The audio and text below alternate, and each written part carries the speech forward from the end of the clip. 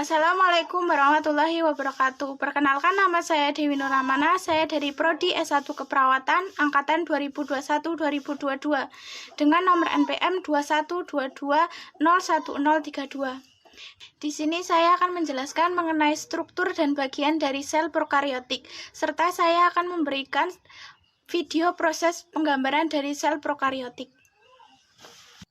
Pengertian sel. Sel merupakan unit organisasi terkecil yang menjadi dasar kehidupan dalam biologis.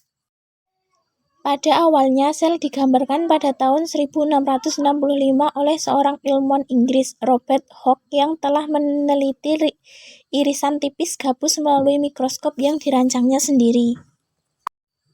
Kata sel berasal dari kata Latin keulate yang berarti kamar-kamar kecil.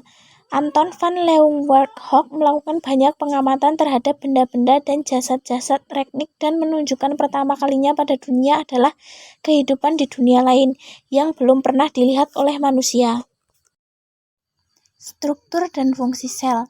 Sel terbagi menjadi dua kelompok utama, yaitu sel prokaryotik dan sel eukaryotik.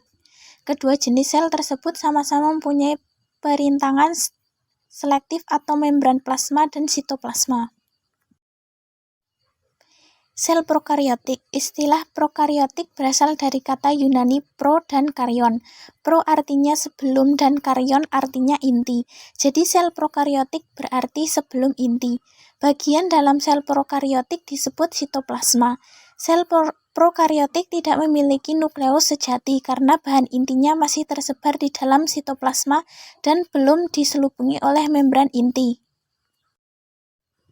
Materi genetiknya atau DNA terkonsentrasi pada suatu daerah yang disebut nukleoid, tetapi tidak ada membran yang memisahkannya.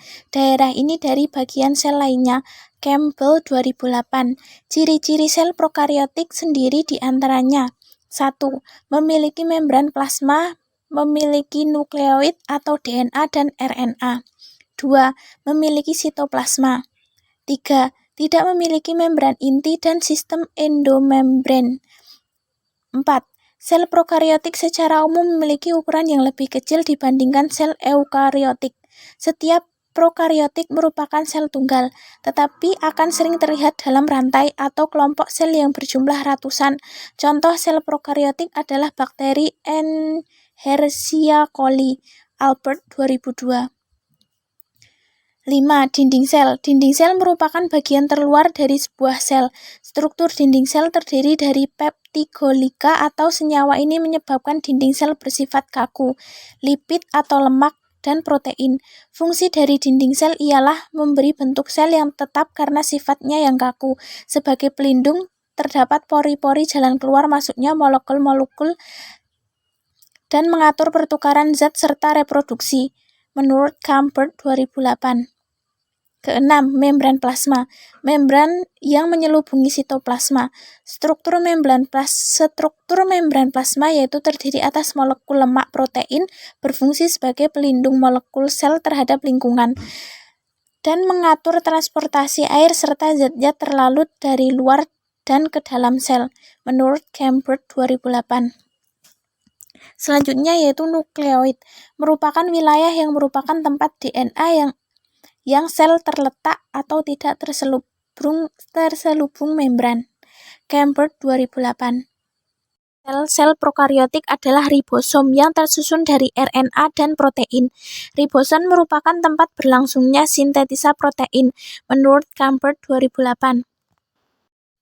9. Flagella merupakan organel lokomosis atau pergerakan beberapa jenis bakteri, menurut Campbell 2008. Ke-10. Pili atau Fimberae merupakan struktur pelekat pada permukaan sejumlah prokaryota, berukuran lebih kecil dan lebih pendek dari flagel. Pili berfungsi untuk tempat melekatnya diri pada jaringan hewan ataupun tumbuhan, menurut Campbell 2008.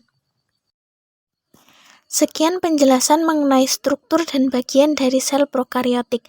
Sekian dari saya, kurang lebihnya mohon maaf. Wassalamualaikum warahmatullahi wabarakatuh.